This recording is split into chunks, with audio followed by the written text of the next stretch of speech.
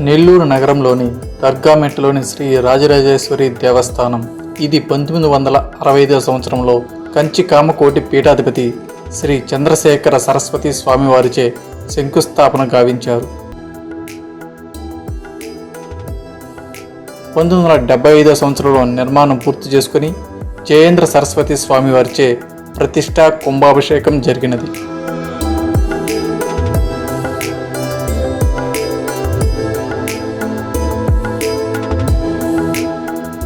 అప్పటి నుండి దేవస్థానం ప్రసిద్ధి చెంది నెల్లూరు జిల్లాలోని మారుమూల ప్రాంతాల నుండి అమ్మవారిని దర్శించుటకు వేలాదిగా భక్తులు వస్తుంటారు.